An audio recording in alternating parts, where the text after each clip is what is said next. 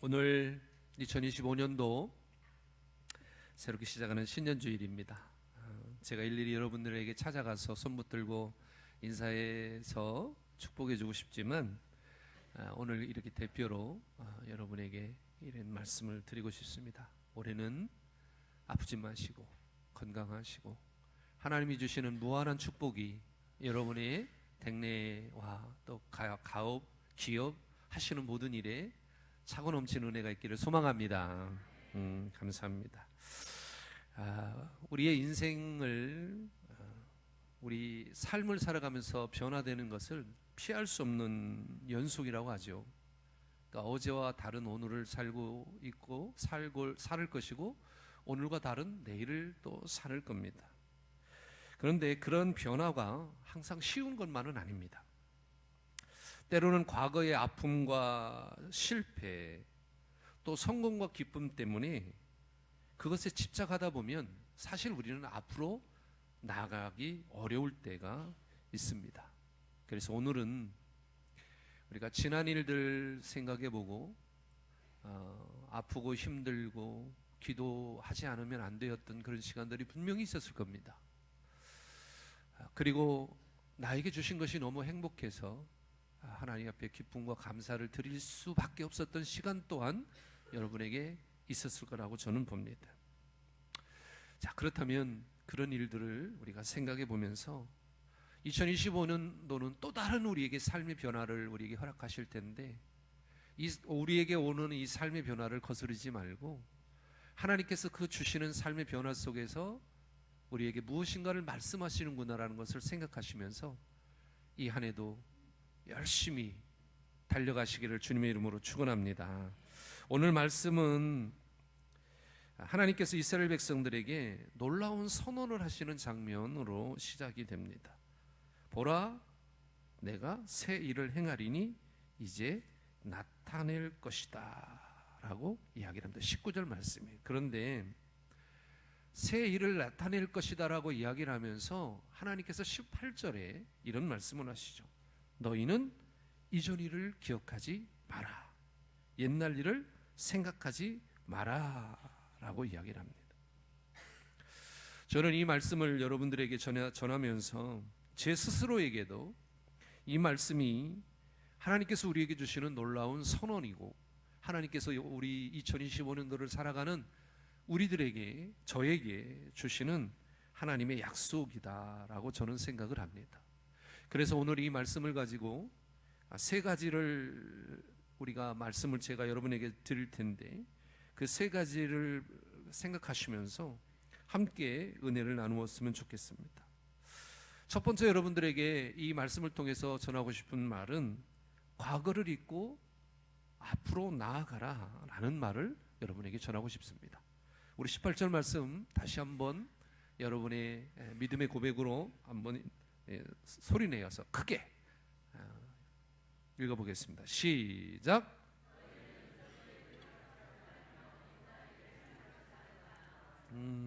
어떻게 보면 무책임한 말일 수도 있죠. 뭐 생각하지 않으면 굳이 생각하지 않고 싶은 이야기도 있었을 것이고, 그런데 한 가지, 왜 과거를 잊으라고 하실까?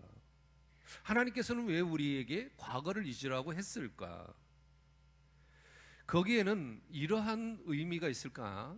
있지 않을까 생각을 해봐요. 만약에 여러분들이 과거에 얽매이게 되면 지금 내게 주신 현재의 이 현재를 놓칠 수 있고 또 미래를 준비하지 못할 가능성이 있기 때문에 그렇습니다.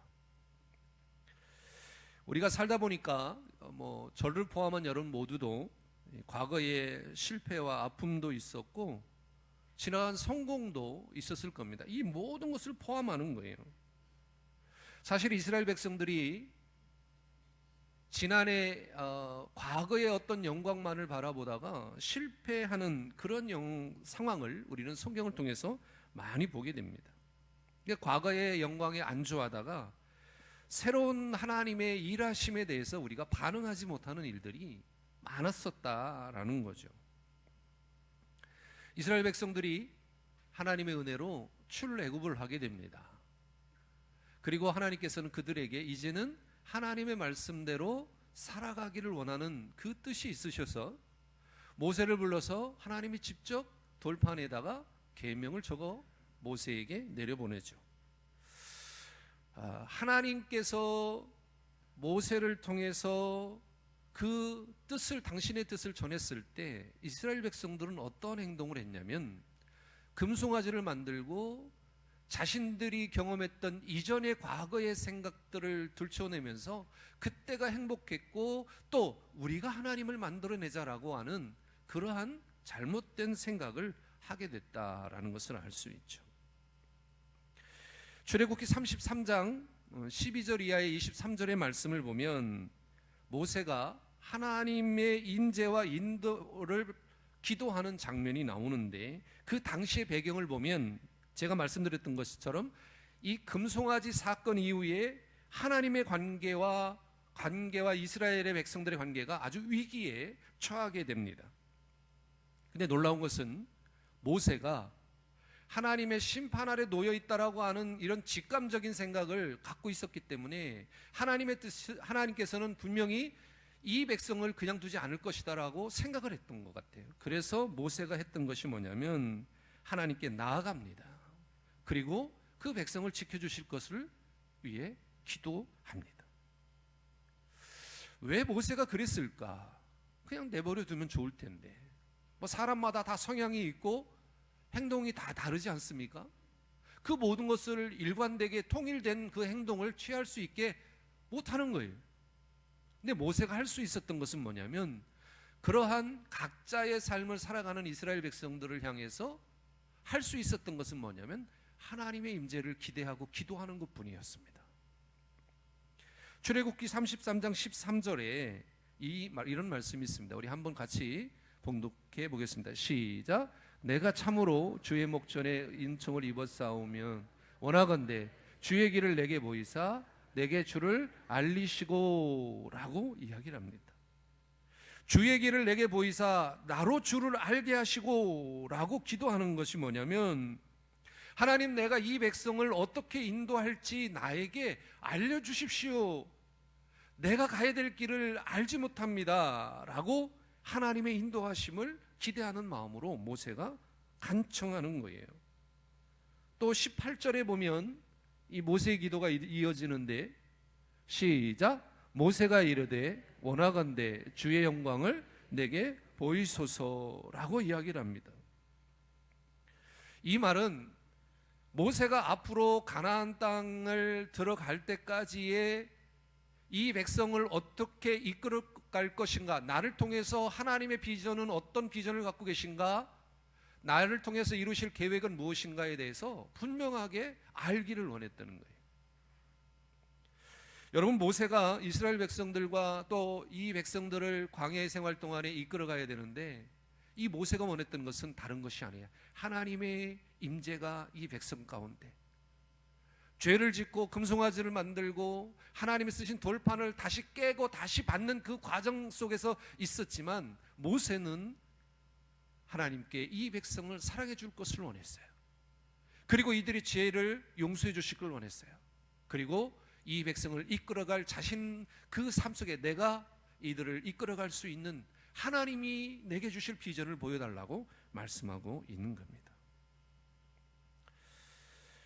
우리의 삶의 실패와 후회 다 있겠죠. 근데 중요한 건 뭐냐면 하나님께 내놓는 거예요. 우리가 새벽에 지금 열왕기하를 보는데 히스기야 왕을 우리가 집중적으로 보고 있습니다. 히스기야 왕이 처음에는 왕이 되고 난 이후에 이 사네립이 쳐들어왔을 때, 아수르가 쳐들어왔을 때 그것을 모면하기 위해서 그 돈으로 그것을 무마하려고 했어요. 1차적으로 무마가 됐어요. 그런데 그것이 다가 아니었습니다. 계속되는 침공에 의해 결국은 자신의 잘못을 판단하게 되고 문제를 가지고 하나님께 나아가서 기도하게 되죠. 이후에 일어나는 그들이 쳐들어왔던 그 전쟁의 수를 따지면 18만 5천 명을 하나님께서 한순간에 날려버리는 하나님의 그 능력을 보게 되는 겁니다. 물론 우리의 삶에는 뭐 히스기야가 경험하고 있는 그러한 어떤 많은 군사의 전쟁도 있을 수 없겠지만, 저와 여러분이 겪고 있는 영적인 이런 전쟁이라고 하는 많은 영적인 것에서 힘들어하고 어려워하는 부분들이 있잖아요. 그럼 여러분들은 어떻게 할 것이냐? 만약에 여러분들이 리더로서 이스라엘 백성이 가지고 있는 죄의 문제를 하나님께서 심판하시려고 할 때 과연 리더로서 나는 어떻게 서 있고 그들을 위해서 내가 하나님께 어떻게 나아가야 할 것인가 라는 것을 여러분 고민해 보셔야 하는 겁니다. 그래서 지난 일을 잊으라고 하는 이 말은 지난해 성공에만, 혹 지난해 있었던 실패에만 머물지 말고 하나님께서 지금 일하실 그 일들을 기대하라라고 말씀하고 있는 거예요. 여러분, 2025년도는 하나님이 여러분을 통해서 일하실 일을 기대하시는 여러분 되시길 주님의 이름으로 축원합니다. 작년과 같이 어려울 수도 있어요. 힘들 수도 있어요. 그러나 그 과정 속에서 하나님이 그 일을 이루어 가시는 과정을 여러분과 저는 경험해야 합니다. 왜 경험을 해야 되냐면, 그 경험이 없으면 조금 더 큰 그러한 짐이 오면 실패하고 좌절하거든요. 여러분이 모두가 교훈은 삼아야 되겠지만, 그것 때문에 하나님이 이루실 새 일들을 우리가 망치면 안 된다. 우리 오늘 본문의 말씀 19절 상반절에 보면 이렇게 기록합니다. 보라, 내가 새 일을 행하리니 이제 나타날 것이다. 이 말씀은 사실은 바벨론으로부터 너희들이 나올 거라고 하는 그 말씀을 인용하면서 우리들에게 주는 말씀이에요. 오늘 두 번째 여러분들에게 전하고 싶은 말은 이겁니다. 하나님은 항상 새로운 일을 준비하고 계신다. 이사야 당시 이스라엘 백성은 바벨론 포로 생활을 하고 있었기 때문에 절망적이었어요. 포로라고 하는 것은 여러분들이 지금의 포로를 생각할 수 없잖아요. 그런데 여기 계신 분들은 뭐 일제를 경험하신 분도 있고 6.25를 경험한 분도 있어요. 포로라고 하는 것은 무엇입니까? 내 언어, 나의 활동, 모든 것을 제재받는 거예요. 내가 자유롭게 무엇인가를 할 수 없는 지경이 포로입니다. 거기에 이스라엘 백성은 나라까지 빼앗기게 됐어요. 얼마나 힘들고 어려웠겠습니까? 그런데 그러한 백성들에게 하나님께서 이스라엘을 통해서 보라, 내가 새 일을 행하리니 이제 나타날 것이다. 그러니까 지금까지 너희들이 힘들고 어려웠던 포로의 생활은 다 잊어버리고 이제 하나님께서 행하실 미래와 비전을 향해서 나아가야 한다라고 말씀하고 있는 거예요. 오늘 이 말씀이 여러분의 2025년도에 약속이 되기를 주님의 이름으로 축원합니다. 하나님이 하시는 새 일은 우리가 생각하는 방식이나 우리의 기대를 초월하는 거예요. 우리가 예수 안에서 평안을 얻는 것, 샬롬하는 것이 얼마나 큰 기쁨이고 행복인가를 우리는 마음에 깊이 새겨야 합니다. 그 평안이 없으면 아무리 하나님께서 저와 여러분에게 새 일을 행해도 우리는 그것을 하나님이 하시는 일인 것으로 생각하지 못한다라는 거예요. 예레미야 29장 11절에 이렇게 말씀합니다. 여호와의 말씀이니라 너희를 향한 나의 생각을 내가 하나니 평안이요 재앙이 아니니라 너희에게 미래와 희망을 주는 것이니라. 아멘. 여러분, 여호와의 말씀이니라 너희를 향한 나의 생각을 내가 하나니 평안이요 재앙이 아니리라 너희에게 미래와 희망을 주는 것이니라. 다시 한번 거듭 말씀드리지만 여러분에게 예레미야 29장 11절 말씀이 2025년도 여러분에게 주시는 말씀임을 꼭 기억하시길 바랍니다. 하나님은 우리의 미래를 위한 희망과 새로운 길을 항상 계획하고 계신다는 거예요. 그 일을 이루시는 분은 하나님이십니다. 혹시 한 해가 바뀌었지만 지금도 어려움과 한계 속에 있다면 오늘 이 말씀으로 위로를 받으시길 바랍니다. 그게 끝이 아니라 새 일을 시작해 하시는 하나님이 주시는 기회라고 하는 것입니다. 우리가 세상에 에서는 이 기회라고 하는 것을 이렇게 이야기하죠. 3번 준다. 3번이 있다라고 얘기를. 근데 제 인생에는 기회가 한 번 찾아온 것 같습니다. 그 한 번이 뭐냐면 주님을 만난 거였어요. 인격적으로 주님을 만난 거였어요. 여러분에게 인생에 있어서의 기회는 과연 몇 번입니까? 꼭 그것을 숫자로 우리가 따진다고 하기보다는, 그렇다면 여러분에게 주어진 그 하나님이 주신 기회를 여러분은 잡으셨습니까? 못 잡으셨다면 오늘 이 시간 예배하는 여러분들에게 이 말씀이, 예레미야 29장 11절 말씀이 여러분에게 기회가 되기를 주님의 이름으로 축원합니다. 그래서 우리가 생각해야 되는 것, 하나님은 새 일을 항상 준비하고 계신다. 이것이 여러분에게 오늘 말씀을 통해서 전하고 싶은 두 번째 주제예요. 마지막 세 번째는 뭐냐면, 따라합시다. 하나님은 사막에 길을 내시고 광야에 강을 내신다. 여러분, 사막에 길을 낸다는 것은 뭐예요? 그 넓고 넓은 아무것도 살아갈 수 없는, 저는 사막은 가보지 못했습니다만은 체험하신 분들은 이런 얘기를 해요. 사막이 지형이 날마다 변한다고 합니다. 그 사막 태풍으로 인해서 오늘은 이 길이었는데 내일 가보면 그 길이 없다는 거예요. 그런데 그러한 척박하고 알 수 없는 기후의 현상 속에서도 하나님은 우리에게 바른 길을 갈 수 있는 길을 내신다라는 거예요. 광야에 강을 내신다는 거예요. 이것은 우리 출애굽한 이스라엘 백성들이 경험했던 부분이고요. 한 가지 더, 이스라엘 백성들이 가장 먼저 출애굽해서 경험했던 그 장애물이 뭐예요? 홍해 사건 아니에요? 그런데 우리 하나님은 홍해를 여셨어요. 이스라엘 백성들의 그 발걸음이 물에 젖지 않도록 그렇게 건너가게 하신 거예요. 광야라고 하는 것은 뭐예요? 하나님께서 사막에 강을 내린다고 하는 것은 뭐예요? 불가능한 상황 속에서도 길을 여시는 분이 하나님이고, 광야라고 하는 것은 뭡니까? 우리의 삶의 인생의 그 여정을 소개하는 게 광야라고 하는 거 아니에요? 광야의 특징은 뭐예요? 고단함, 어려움, 힘듦, 이런 거 아니에요? 그런 속에서도 하나님께서 메마른 환경 속에서도 우리에게 강을 내어주시고 길을 내주신다. 이 말을 한마디로 정리하면, 이런 문제 속에 계시는 분이 나의 하나님이다. 나의 하나님, 나의 하나님 여호와가 누구 가운데? 너희 가운데 계시며 그는 구원을 베푸실 전능자시라.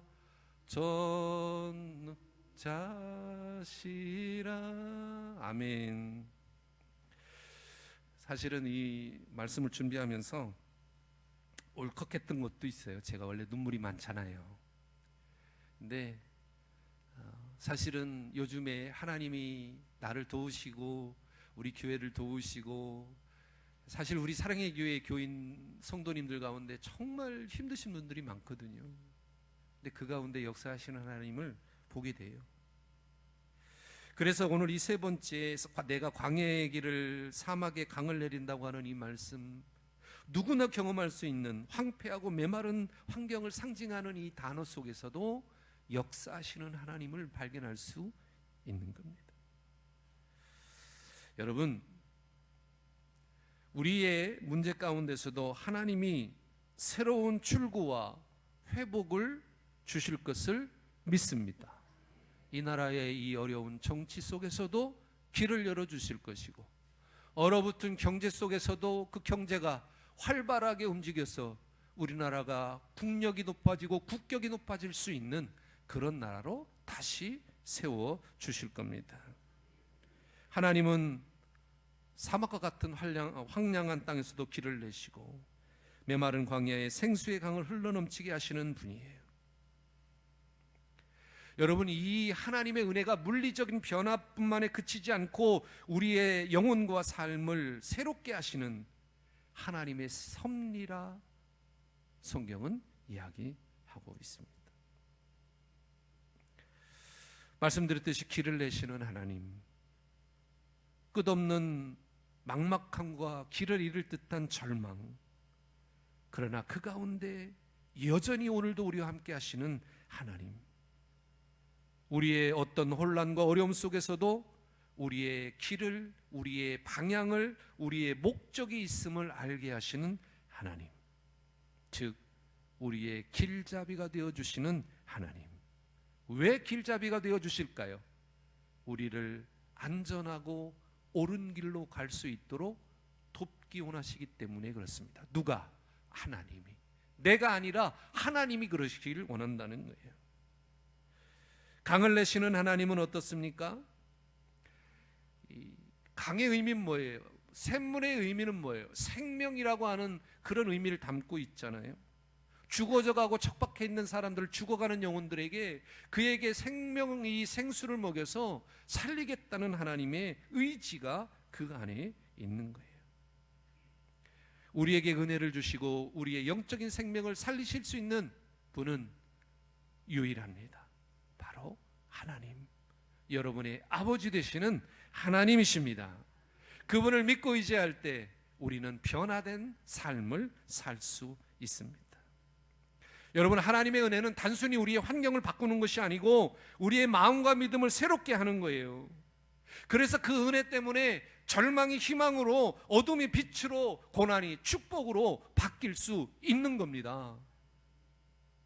다시 한번 거듭 말씀드리지만 여러분에게 이러한 축복의 은혜가 2025년도, 한없는 은혜가 2025년도에 여러분의 가정과 기업과 섬기는 모든 곳에 있기를 주님의 이름으로 축원합니다. 말씀을 마칩니다.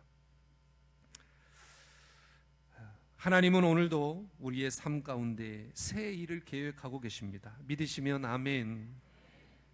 과거를 잊고 새로운 방향으로 여러분들 나아가시길 바랍니다.